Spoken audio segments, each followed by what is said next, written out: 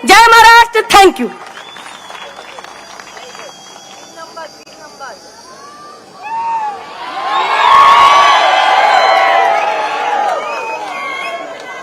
सर्वांना राम राम. सलाम अलैकुम. जय शिवराय, जय भीम, जय जिनेंद्र, जय मल्हार, जय ज्योती, जय क्रांती, जय सेवालाल, जय बसवांना, रामकृष्ण हरी. मित्रांनो, मला वेळ खूप कमी आहे. माझी भाषणं तुम्ही युट्यूबला ऐकू शकता, रील्सला वगैरे आहेत. मी बरंच काय बोललेलो आहे मागच्या आठवड्यात आणि लोकसभेला बरंच बोललेलो आहे. मी आता इथं जे बोललं गेलं नाही, बोललं जाणार नाही, ते शेवटच्या सभेत आता बोलतो. ते महत्वाचं आहे. मित्रांनो, आपली ही लढाई कशासाठी आहे? का लढायचंय आपल्याला? का पवार साहेब 84 वर्षी या महाराष्ट्रामध्ये पायाला भिंगरी लावून पळतायत? काय करायचंय साहेबांना नेमकं? का नारा दिलाय साहेबांनी या लढ्याचा? मित्रांनो, ही लढाई फार जुनी आहे. ही लढाई सुरू झाली 12व्या शतकापासून. महानुभाव पंथाच्या चक्रधर स्वामींनी सुरू केली, संत नामदेव ज्ञानदेवांनी सुरू केली. आंबा सापडले वर्ग वर्म करू भागवत धर्म असं नामदेव महाराज म्हणाले. आणि या महाराष्ट्रातला संघर्ष त्या काळात सुरू झाला. आपल्या संतांना संघर्ष करावा लागला. आपल्या संतांचा संघर्ष मुस्लिमांशी नव्हता मित्रांनो. आपल्या संतांना छळणारे मुस्लिम नव्हते. आपल्या समाज सुधारकांना मारणारे मुस्लिम नव्हते.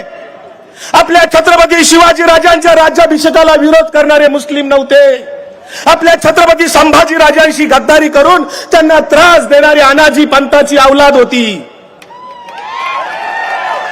त्याच अनाजी पंथाला आपल्याला धडा शिकवायचा आहे. या विचारधारेचा संघर्ष पुढच्या काळात सुद्धा होता. क्रांतीसूर्य महात्मा फुल्यांना सुद्धा त्रास दिला, मारेकरी पाठवले. सावित्रीबाई फुल्यांच्या अंगावर शेण टाकलं, चिखल टाकला, अपमान केला. डॉक्टर बाबासाहेब आंबेडकरांना धर्मांतर करायला लावलं.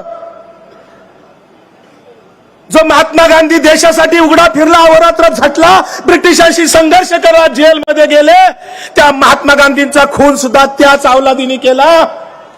डॉक्टर नरेंद्र दाभोळकर, गोविंद पानसरे, कलबुर्गींचा खून सुद्धा त्यांनीच केला. आणि या महाराष्ट्रातल्या मराठी माणसाचे दोन पक्ष, स्वर्गीय बाळासाहेब ठाकरेंची शिवसेना सुद्धा 50 खोक्यांचा दरोडा टाकून त्यांनीच फोडली. आपले आदरणीय पवार साहेबांचा सुद्धा स्वतःच्या हिमतीवर उभा केलेला राष्ट्रवादी काँग्रेस पक्षावर सुद्धा दरोडा त्याच अवलादीने टाकला. आणि ती अवलाद म्हणते, मी पुन्हा आलो पण दोन पक्ष फोडून आलो. ती अनाजी पंत जरी संभाजीराजांनी पायाखाली दिले असले हत्तीच्या, त्या काळामध्ये शिवाजीराजांच्या काळामध्ये गद्दारीचा कडेलोट केला जायचा. रायगडावर टकमक कडाई त्या कड्यावरून ढकलून दिलं जायचं. पण आता लोकशाहीत तसं करता येत नाही. आपल्याला मतदान रूपी मतांच्या पद्धतीने गद्दारांना कडेलोट करायचा आहे. वेळ कमी असल्यामुळे मी अजितदादांचा एक स्वतःचा व्हिडिओ ऐकून दाखवतो. मी बोलण्यापेक्षा त्यांनीच बोलावं. आपलं ठरलंय टीका नाही करायची, मग मी टीका करतच नाही. मी कधीच टीका केलेली नाही. मी कायम प्रश्न विचारतोय. आता अजितदादांना वेळ नाही ना, तर माझ्या 50 प्रश्न येत नाही, पण वेळ नाही. मी तेवढा व्हिडिओ लावतो, जरा आवाज व्यवस्थित करा म्हणजे तुम्हाला कळेल आवाज त्यांचाच आहे का नाही. ज्यांच्या धमक होती तर काढायला पक्ष कुणी अडवलं होतं? अरे ज्यांच्या वडिलांनी पक्ष काढला, ज्यांच्या वडिलांनी पक्ष वाढवला, जो पक्ष त्या शिवाजी पार्कला काढलेला महाराष्ट्राच्या सर्वदूर पर्यंत पोहोचवला, त्यांचाच पक्ष काढून घेतला, त्यांचं चिन्ह काढून घेतलं. हे जरी निवडणूक आयोगाने दिलेलं असलं तरी जनतेला पटले का, याचाही विचार झाला पाहिजे. अरे मग ज्यांच्या धमक होती तर काढायला पक्ष कुणी अडवलं होतं? हाच सवाल दादा तुम्हाला आहे आमचा. तुम्ही एकनाथ शिंदेंना सांगत होता स्वतःचा पक्ष काढा, का काढला नाही? बाळासाहेब ठाकरेंचा पक्ष का वरबाडला हे तुम्ही एकनाथ शिंदेंना गेल्या वर्षी सांगत होता. आम्ही आता तेच म्हणतोय. आमच्या पवार साहेबांचा मोडका तोडका छोटा पक्ष सुप्रियातांच्या ताब्यात ठेवायचा होता ना, तुम्ही स्वतःचा पक्ष काढायचा होता. आमचं काहीच म्हणणं नाही, आम्ही टीका नाही करत. आमचं म्हणणं आहे तुम्ही स्वतःचा पक्ष काढायला पाहिजे होता. मित्रांनो, समोरच्या चिन्हाला सांगितलंय, शेवटचं वाक्य बोलतो आणि थांबतो. जगामध्ये असं कधी घडलं नाही, कुठल्याच पक्षात नाही, महाराष्ट्रात नाही, देशात नाही, असं कुठल्याही पक्षाला जगातल्या सुप्रीम कोर्टाने सांगितलेलं नाही. पान टपरीवर जा, सिगारेटचं पाकिट घ्या, त्या पाकिटावर लिहिलेलं आहे सिगारेट ओढणे आरोग्यास घातक असते. तंबाखूच्या पुडीवर लिहिलेलं आहे तंबाखू खाणे आरोग्यास घातक असते.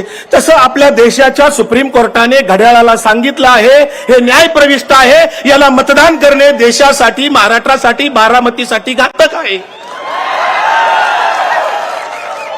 आणि म्हणून इथं युगेंद्र पवार नावाचा नवा दादा द्यायचा आहे, नवा विचार द्यायचा आहे. द्राक्षाचा वेल लिंबावर गेला आणि कडू गाव झाला, तसं आता पवार साहेबांनी लिंबाव गेलेला द्राक्षाचा वेल आता छाटायचं ठरवलंय आणि युगेंद्र पवार नावाचा नवा द्राक्षाचा वेल इथे लागतोय. युगेंद्र पवार उच्च विद्याविभूषित आहे, तुमच्या सगळ्यांच्यासाठी अहोरात्र झाडण्याचं वचन दिलंय. मी युगेंद्र दादांना एवढंच सांगतो, हिडीस फिडीस नाही ना करणार, असं खेकासणार नाही ना, अरे का रे असं नाही ना करणार, एवढीच अपेक्षा आहे, बाकी काय नाही. तुम्ही मगाशी सांगितलंय डायरेक्ट यायचे आणि इथे बसलेल्या कोणाकडेही मलिदा गँग नसते. सुप्रियाताईकडे तर कव्हाच नाही, कुणाकडेही नाही, यांच्याकडे मलिदा गँग येतच नाही. समोरच्या मलिदा गँगच्या प्रतिष्ठेचा प्रश्न आहे. मित्रांनो, येणाऱ्या 20 तारखेला आपल्याला या महायुतीला हटवायचंय. इथं जर समोरचा उमेदवार निवडून आला तर फडणवीसची ताकद वाढते, महायुतीची ताकद वाढते. कुणीतरी स्टेटसला ठेवलंय बारामतीमध्ये, कर्ण कितीही पराक्रमी असला पण कर्ण जिंकला तर दुर्योधनाला जर मदत होणार असेल तर कर्णाचा पराभव केला पाहिजे. म्हणून येत्या 20 तारखेला सुप्रियाताईंचं बटन किती नंबरला होतं, युगेंद्र दादाचं बटन किती नंबरला आहे, 3 नंबर लकी आहे. युगेंद्र 3, पवार 3, सुप्रिया 3, शरद 3, सगळं 3 आहे. त्यामुळे 3 नंबरचं बटन लक्षात ठेवा. इकडे तिकडे बघू नका. आपल्या मित्रांना सांगा, पाहुण्यांना सांगा, गावात सांगा, सगळ्यांना सांगा. आपल्या स्टेटसला आजच ठेवा 2 दिवस तुतारी वाजवणारा माणूस लक्षात ठेवा. आणि युगेंद्र पवार यांना जसं लोकसभेला विधानसभेच्या पद्धतीनं बारामती विधानसभेतनं 48,000 मताचं लीड होतं, त्याच्यामध्ये कुठेही कमीपणा येऊन देऊ नका. पवार साहेबांचा स्वाभिमान राखायचा आहे, महाराष्ट्राचा स्वाभिमान राखायचा आहे. युगेंद्र पवारांना ताकद म्हणजे पवार साहेबांचा स्वाभिमान, उद्धव ठाकरे राहुल गांधींचे हात बळकट करण्यासाठी, महाविकास आघाडीची ताकद वाढवण्यासाठी युगेंद्र पवार यांना विजयी करा असं आवाहन करतो आणि थांबतो. जय हिंद, जय महाराष्ट्र, जय संविधान.